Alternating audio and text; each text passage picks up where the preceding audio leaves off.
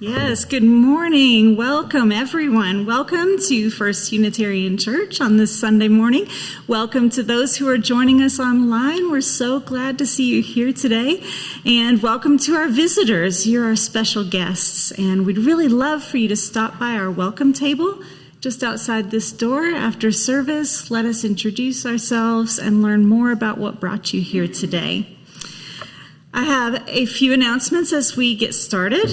First, the biggest social event and fundraiser of our church year will be on 11/2. That's the church auction, November 2nd, starting at 5:30.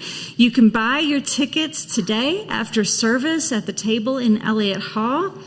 Now, the auction is going to be in a new location this year, and this might be the first year ever that we will have enough space to not be tripping over each other. It will be great. And on-site childcare. You cannot beat it. So it's going to be awesome. So buy your tickets today. Tomorrow evening, in this space, the chapel will be open for a candlelight vigil for the victims of violence in Palestine and Israel. This is not a formal worship service. There won't be a program. It's just an open space for anyone who would like to mourn, pray, and imagine a better future for Palestine and Israel. You can drop in anytime between 6 and 8, light a candle, stay as long as you like. And then Tuesday evening, join us as we try to reach our new goal of 3,000 postcards to voters in swing states. Yes, that's right. We blew past our original goal of 2,000. Yes! Yeah. Congratulations to all of you who have written postcards. Now, the postcards we're writing this week are going to North Carolina, right, Steve? Yes, North Carolina. And you know they need all the help they can get to get out the vote this year. So join us on Tuesday evening starting at 6 o'clock. Now, friends, there is so much happening. Oh, wait, before I go there. After church, if you need a costume for Halloween, we've got you covered. Come on out to the playground, and we have a costume swap out there. Your old costumes that didn't fit last year, maybe you find a new one that fits you better. Tracy, I know you're looking for a new costume for this year. It's your chance. There will be lunch for parents and kids, and you can hear a little bit about what's going on in RE right now. Okay, now, there's so much happening at our church that we cannot tell you all about everything in the announcements. I have to be honest, it's so much. So many cool things. Yoga, new member classes, CPR certification, book groups, that if we announce it all from the pulpit, we will be here all day. And that is not what you come to church for. But it's just that we're worried that if we don't read out all the announcements to you from the pulpit, you're going to miss out on something amazing. And in the ministry business, we have a technical term for that. When ministers do stuff for other people because they're afraid no one will do it, it's called over-functioning. And it's causing our worship services to run long and be boring at the beginning. That's not good. So let's make a deal. We will cut it down to just the 3 or 4 most urgent things, and you make a commitment to look at the Torch email every Friday when it comes out. Then you know all the amazing things that are happening. Now, I know it seems like a long email when you read it, so I invite you into a spiritual practice. First, when you see the email in your inbox, and it could be in your spam folder, I know, think to yourself, wow, our church is growing, and it's so busy. Look at all the awesome things that are happening. I'm so grateful to be part of a thriving community. This is what community is all about, and I don't want to miss out. Second, notice, please, that our incredible administrator, Stephanie, is now putting a summary of all the events right at the top. So you can just quickly look and see what appeals to you, and then just scroll down to that. While you're being so grateful for our busy, growing church, you can add on a little gratitude rider for Stephanie and how much she does to keep all the plates spinning around here. So, if you haven't looked at the Torch for last week, check it out. And if you aren't getting the Torch, you can sign up at the welcome table. They'll be happy to help you out there. Now, we are beginning our worship for real. I bring you today these words by my friend, the Reverend Tanya Marquez. It is a wonder and mystery that our paths have crossed, that in the immensity of time, the vastness of space, we coincide here. I am in awe at the ways in which our lives intersect and intertwine, at the beauty we create when we gather.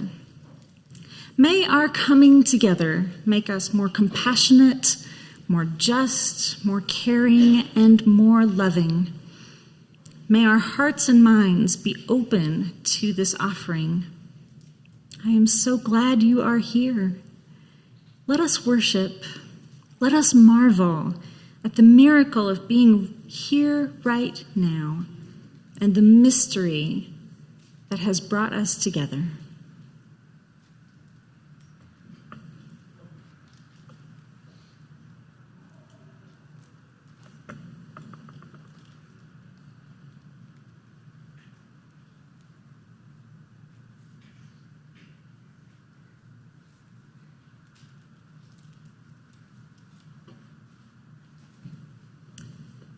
And now I invite you to rise in body or in spirit, and let's sing together number 168.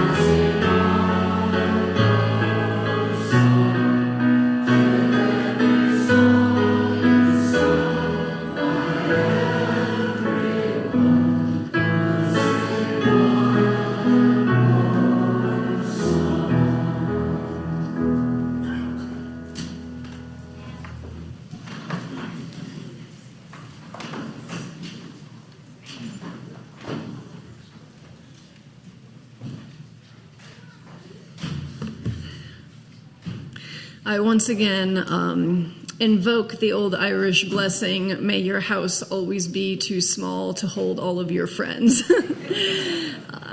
Think of that at the 11 a.m. service quite often. I think they have one more seat up here, guys, if anybody else comes in. My friends, two, excellent. Three, so many seats. Share. There you go. David can share as well. You could sit on the bench, on the piano bench. My friends, also Elliott Hall is awesome, too. My friends, I am so pleased to introduce you once again to our lay minister today, Henry Whiteside. He will be the first of our lay ministers to speak on our October theme of pluralism. Please welcome up Henry.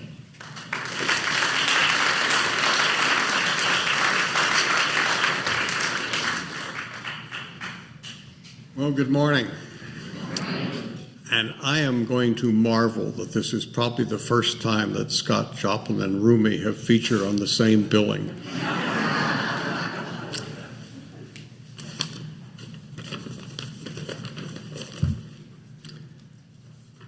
All right, you're awake now? Pop quiz. How many of you have a pretty good idea of what pluralism means? Show of hands, we're not going to call on anybody, it's safe to answer. And these, 9 o'clock at high. All right. And this is Utah, so no show of hands this time, but how many of you thought of plural wives and plural families? Just asking. You're going to hear a lot about pluralism from the next month, from preachers great and small. So I thought I would give you a quick introduction to pluralism, and why it is one of the new Unitarian 7 values. It'll be easier to begin by citing some things worthwhile things that pluralism is not. Diversity is something we value for many reasons. You can count it, it lends itself to statistics. It is not unrelated to pluralism, but it is not pluralism. Similarly, we value tolerance, but pluralism asks more of us. Pluralism asks that we know, understand, and value people and cultures very different from our own.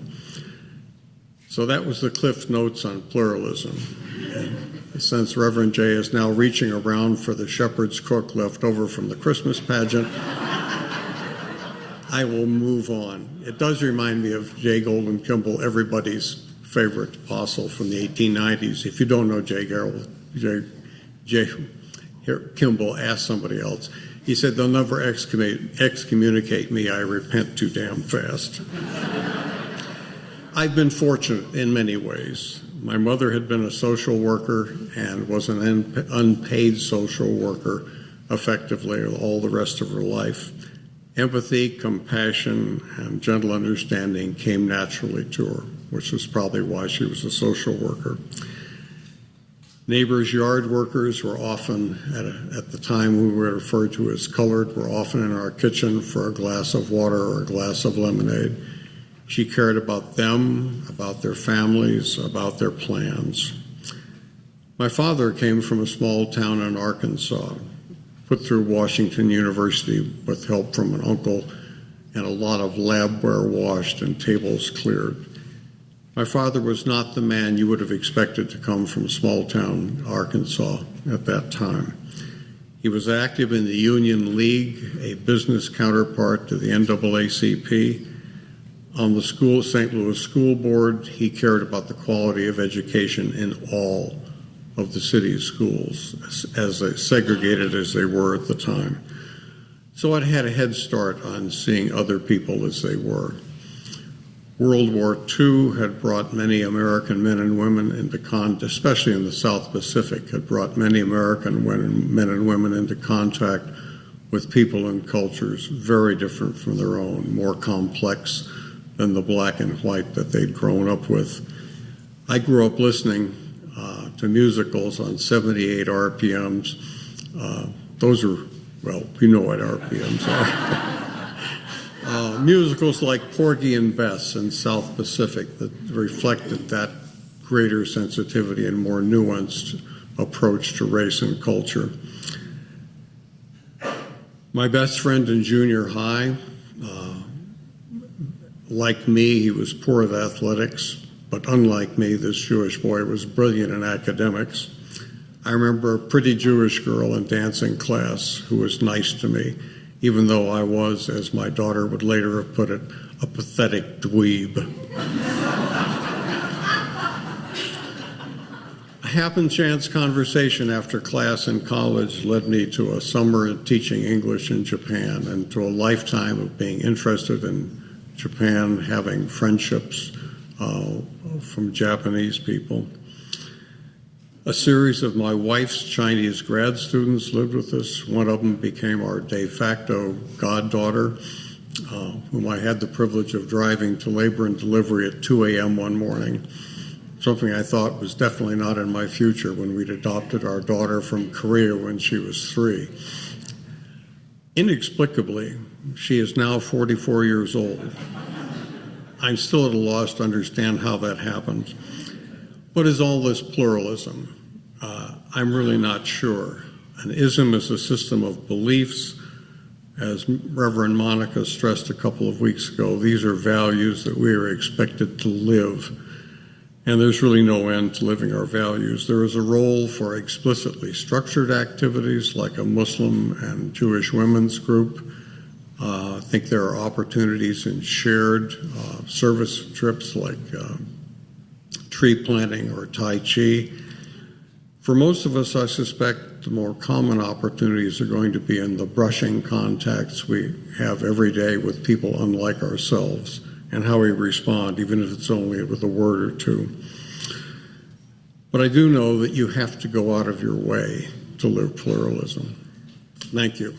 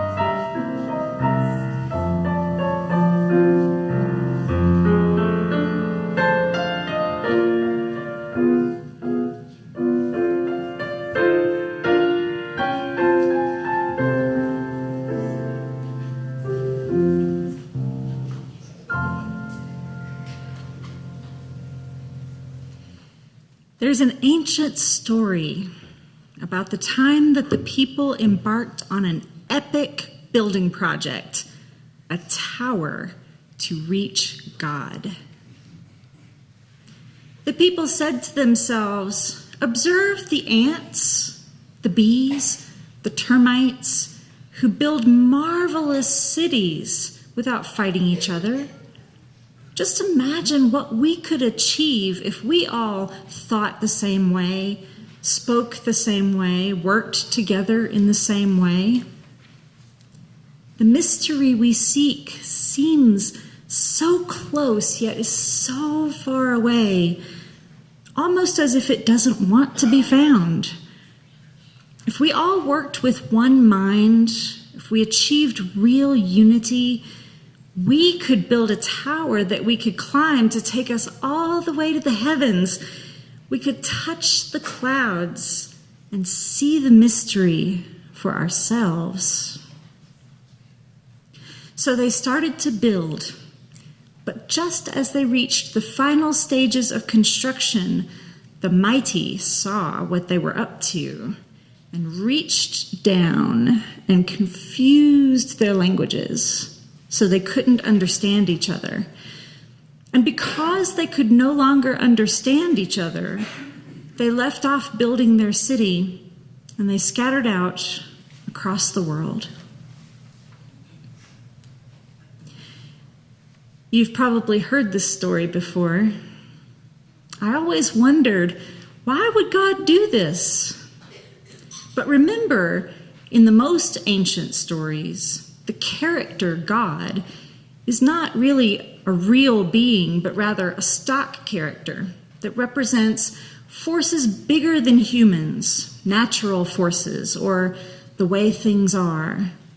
God is a word that means whatever humans can't explain. People have always lamented that we live in tribes, and the people over the next hill seem so far away. Why? If only we could understand them. Or, let's be honest, if only they could understand us. We could build things together instead of fighting with each other. We could solve the great remaining mysteries of the universe if only we could get out of these petty squabbles and achieve unity. Generations of peace movements have been motivated by this urge, yet it always seems to come down to this: two stories that seem utterly incompatible. Whose story is the right one? Unitarian Universalists in this generation have decided to take up the value of pluralism, which is an utterly new way of seeing the problem. Pluralism says that instead of fighting for unity, which is as absurd a concept as building a tower to reach God in the clouds, we accept one another's differences without trying to change them. We mourn the rise of authoritarian governments and controlling cults and accept the wisdom that complete unity can do more harm than good. In pluralism, we seek the beauty in diversity, and instead of building ivory towers, we build long tables around which everyone can share. As we seek this month and this year and in the years to come to embrace the value of pluralism, may we remember the wisdom of this story and seek the mystery in each other. Amen.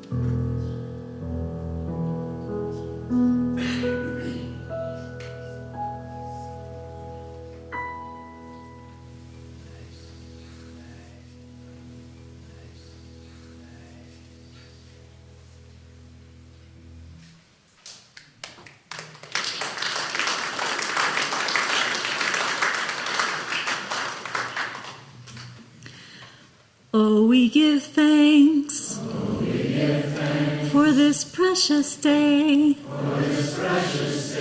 for all gathered here, and those far away, for this time we share, with love and care. Oh, we give thanks for this precious day. I want to offer you a praise report for last week's Climate Justice Revival and our giving to the Great Salt Lake Watershed Enhancement Trust. You stayed after worship last week to hear about the wonderful work that the Trust is doing to restore the lake and the incredible generosity of Naomi Franklin.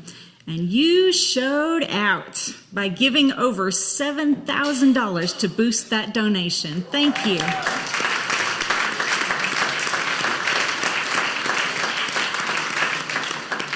Fantastic.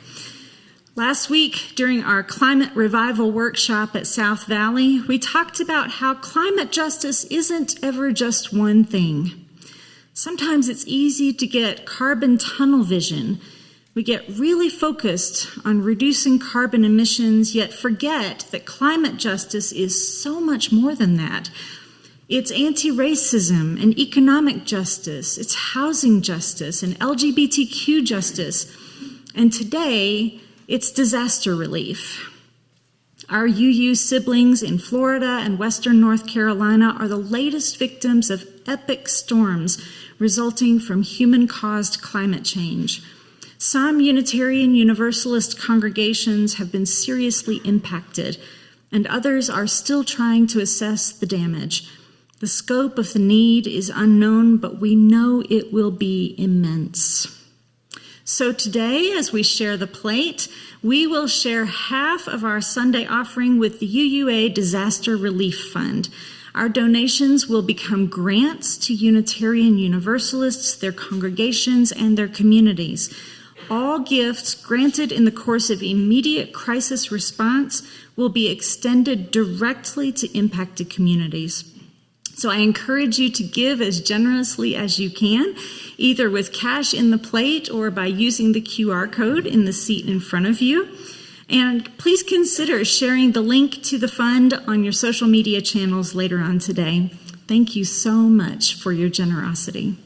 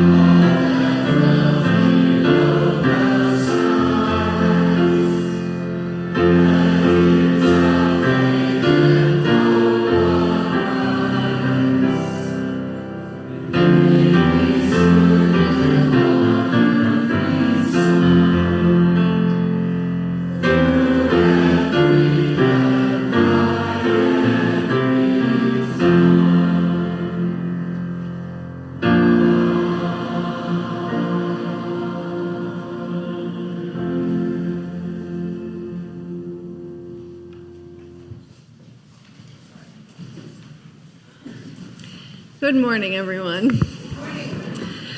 So wonderful to see everyone here in this intergenerational service. On the first Sunday of most months, we do these intergenerational services where instead of having religious education classes, the children are invited to share worship with us in the chapel. And as I often do, I like to invite the children and younger people here to be patient with the adults in the service and understand that they are in this developmental stage where they really want like long paragraphs and really complex sentences for like a really good chunk of time, or else they get very cranky and restless.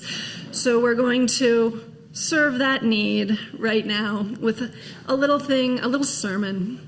And then we're all going to do an activity, and then there's going to be a costume swap. And it's going to be fantastic. So, Unitarian Universalism and pluralism. As you may have heard, and as you have heard now, thanks to Henry, the Unitarian Universalist Association has voted to evolve these 7 UU principles into these 7 values. If you're new and you don't really know what I'm talking about, don't worry about it too much. They are not that different. Nothing has changed that much. It is pretty much the same. However, I am curious, without looking at your little bookmark, can anyone name all 7 of the values? Don't look at the bookmark. Love is good, yes, love. Equity, yeah. Pluralism. The kids are doing way better than the grown-ups, by the way. Pluralism, yeah. Interdependence, yeah, good. Equity, yes. Transformation. Justice, very good. I think we got all of them. Generosity is another one. Love, yes. You're looking at it. Well, yeah. Yeah, I'm looking at it. I don't want to forget any. I just said you don't get to look at them. No. Okay, I think we got all of them. Love, equity, interdependence, justice, generosity, pluralism, and transformation. In order to help introduce these values, we are theming the month's lay minister's sermon around the values. And as you heard earlier, October's lay ministry theme is pluralism. And thank you, Henry, and also Reverend Monica, who snuck off to go do religious education and her small group. Thank you both for giving us a little intro to pluralism. And okay, last quizzy thing, I promise. Who, after that, has a little definition of pluralism that they'd like to share? Like one sentence. Valuing interconnectedness in something. Yes. Okay. Yes, what? Sorry? Okay, I believe it. Did you? Practicing unity by accepting differences. Okay. I like these. These are good. Yes. We're all the same but different. We're all the same but different. Loving Baskin Robbins flavors. Basically, okay, last one right here. Be embraced and celebrate diversity. Okay, reading off the bookmark. Excellent. So, I think it's complicated, right? I think of pluralism, and of course this is always evolving, right? But, diversity is just kind of being aware of differences. But pluralism is actively learning about another person's culture, beliefs, etc. And, not only accepting them, but actually celebrating the differences, right? Which is harder than it sounds in practice. For instance, just in a religious context, people in positions of privilege sometimes think they might be celebrating parts of other cultures' identities or traditions, but they might do so insensitively, right? Another thing is sometimes when we're in these communities where we're striving for pluralism, someone else's deeply held beliefs might deeply challenge our own beliefs, or they might even trigger religious trauma in us. And so how do we navigate that? Being in beloved community with people who may not think or believe just like me can be surprisingly challenging if we want to do it actively. If we want to really work to understand and respect one another's beliefs and not simply acknowledge and tolerate them. This means really listening to someone when they tell you who they are and what they believe and what is dear to them. This type of listening is, by definition, vulnerable.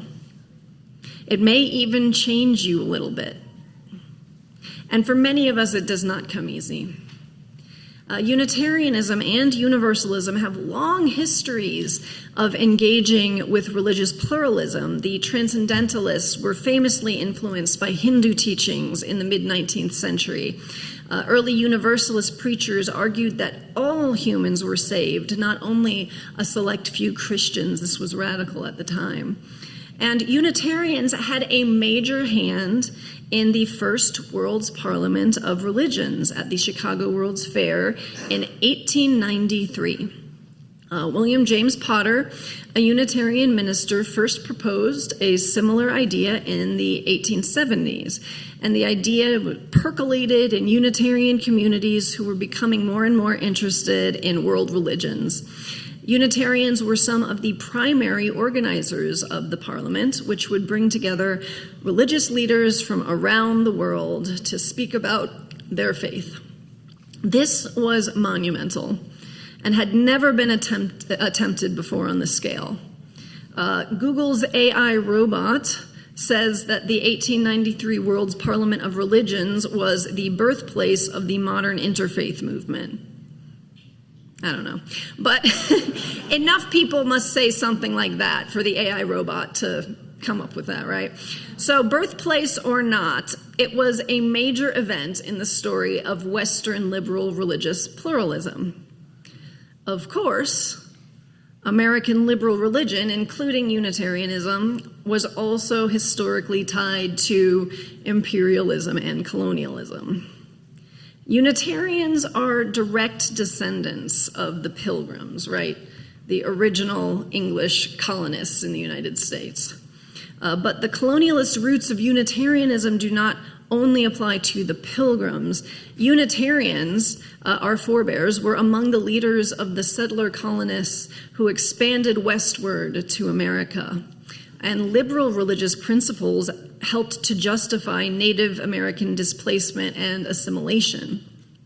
For one thing, Unitarians believed that Unitarianism was the most rational of all religions, the apex towards which all other spiritual traditions were trying and failing to approach.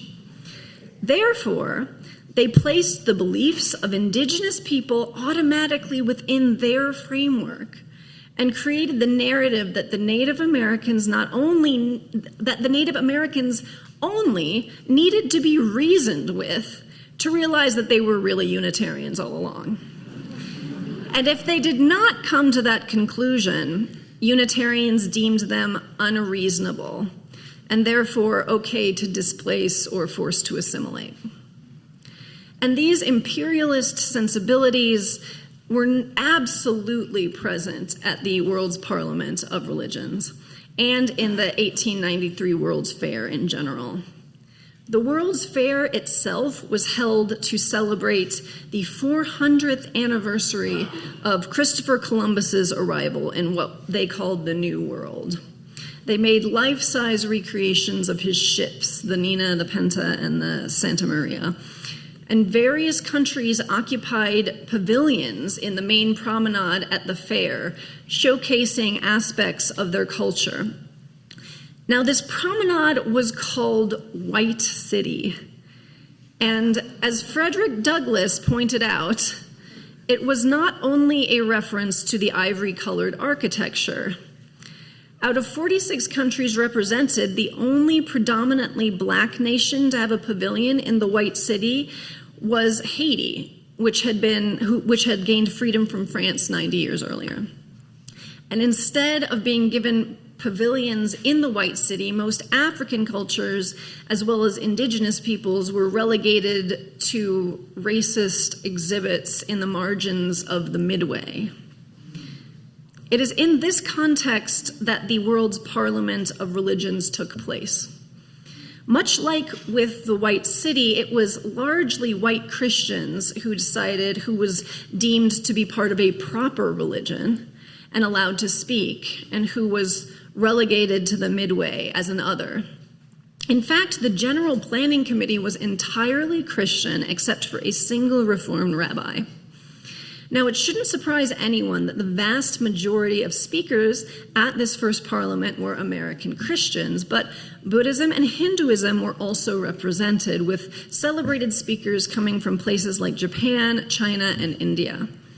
Among them, Anagrika Dhammaparla spoke about Theravada Buddhism, Soyan Shaku spoke about Zen, and Pratap Chandra Muzumdar represented a Hindu movement called Brahmo Samaj.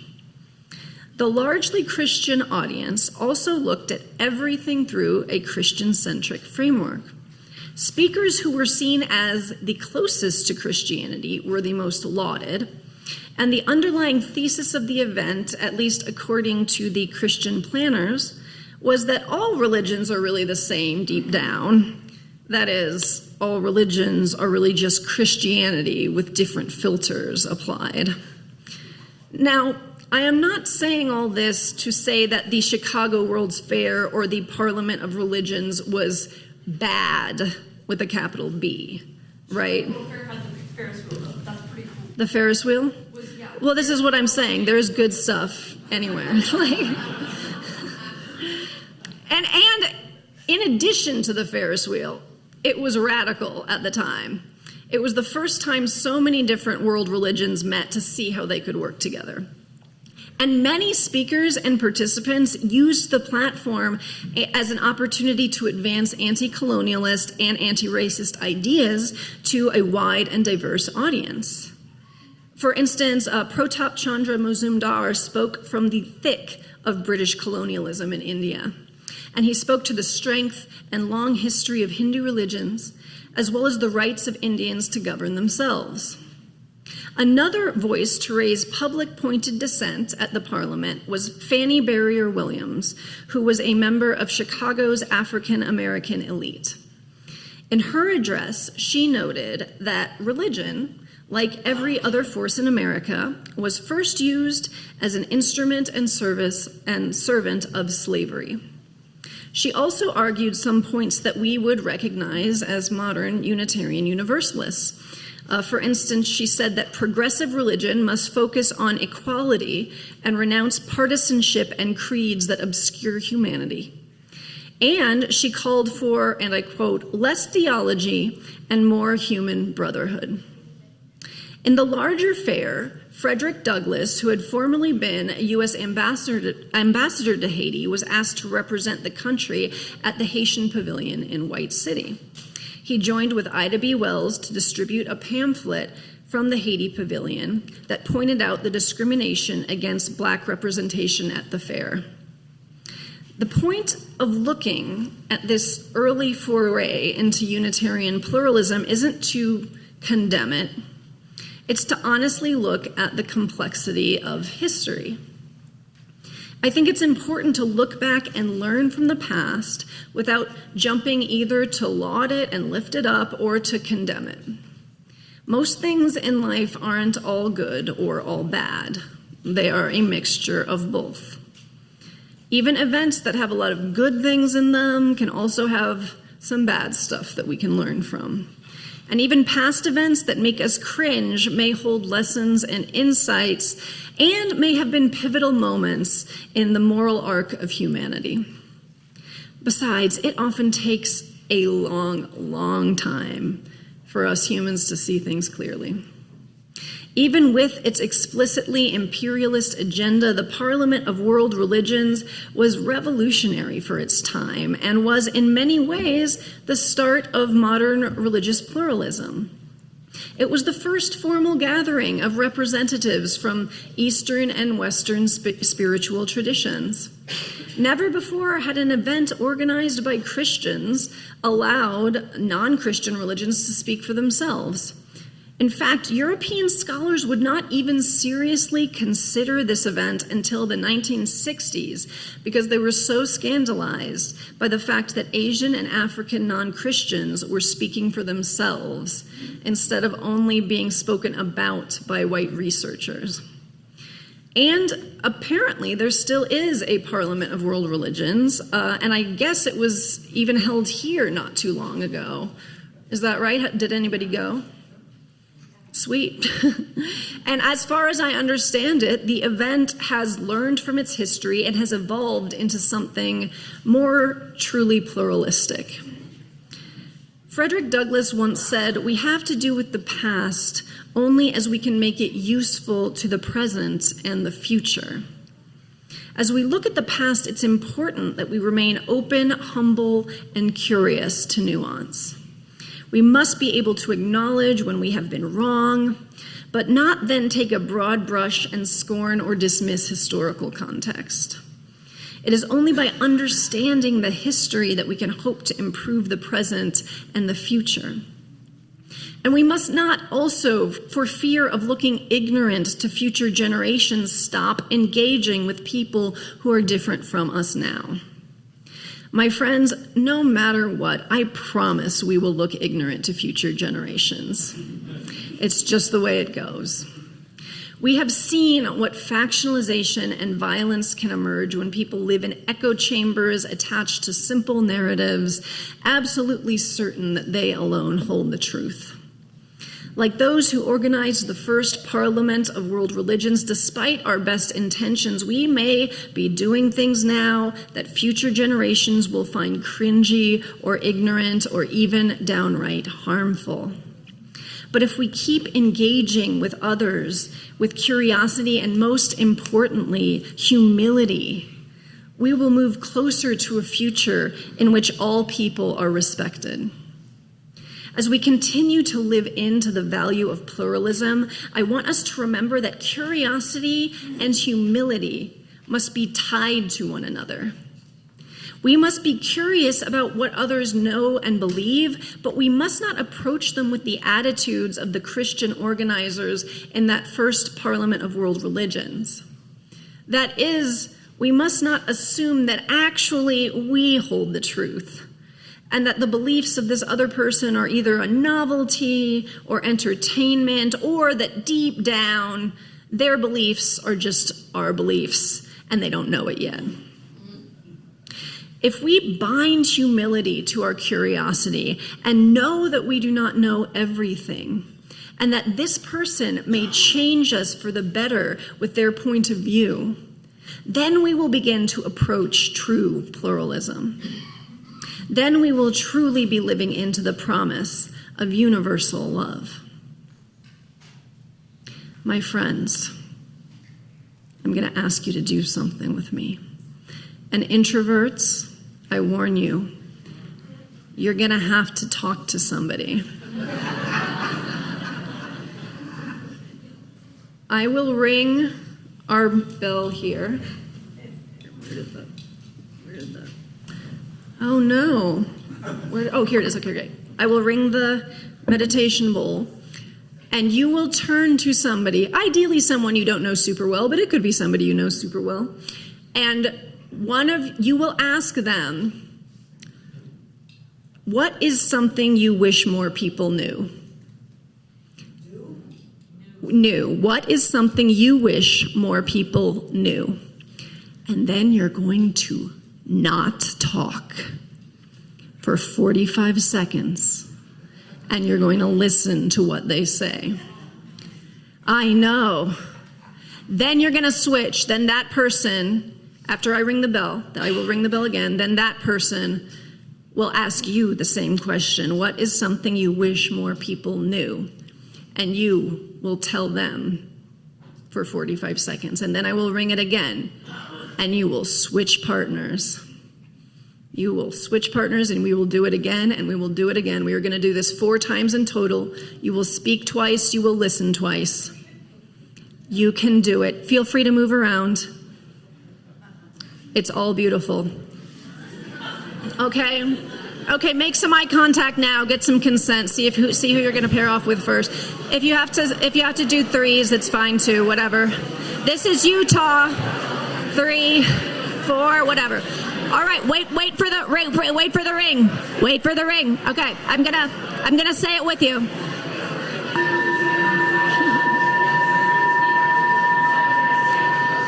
All right.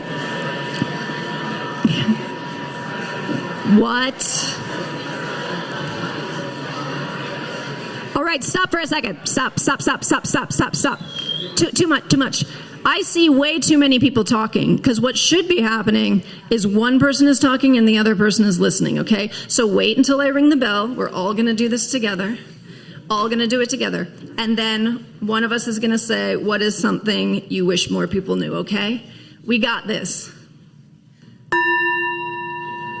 What is something you wish more people knew?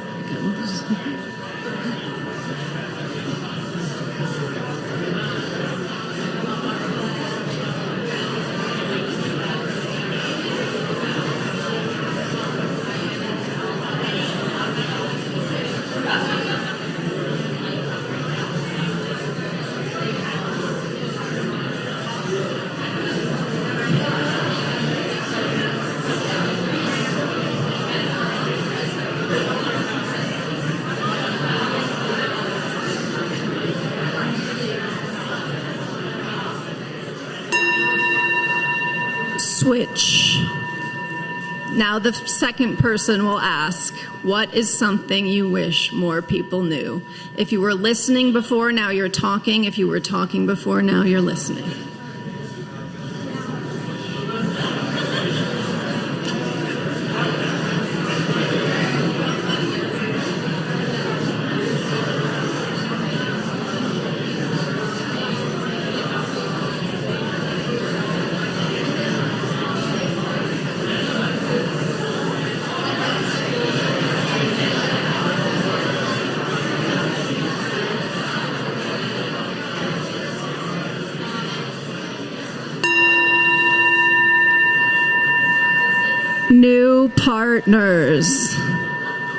New partners, somebody different.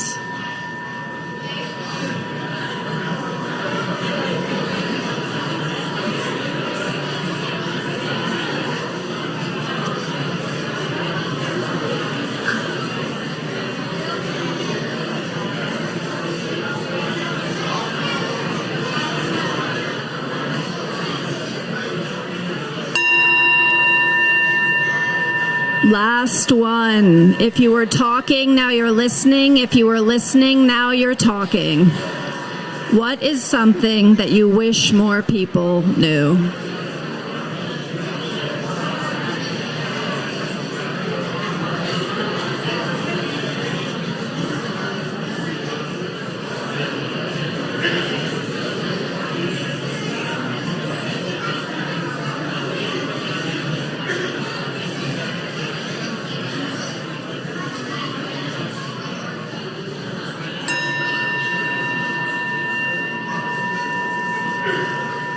And we are finished. But feel free to continue these conversations in coffee hour. And my friends, as you go throughout your day, I encourage you to reflect more on what you have heard in the last 5 minutes than on what you have said. And I encourage you to witness and reflect on how what you have heard might change your actions, affect your actions, show up in your actions. Please rise in body or spirit for our closing hymn. It is number 1017 in the Teal hymnal.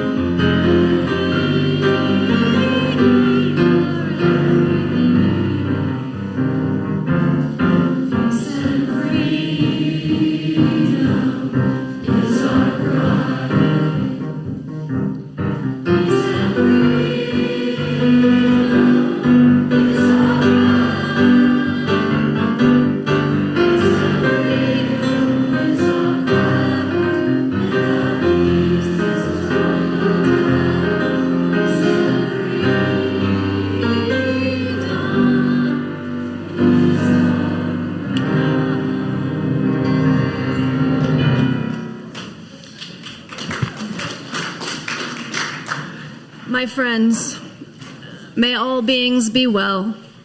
May all beings be content. May our actions be bonded to our deepest values. May we treat others as we would be treated. May we move through each day with compassion toward ourselves, our friends, and our enemies. May each breath bring us closer to our truest selves and to those we love. May it be so.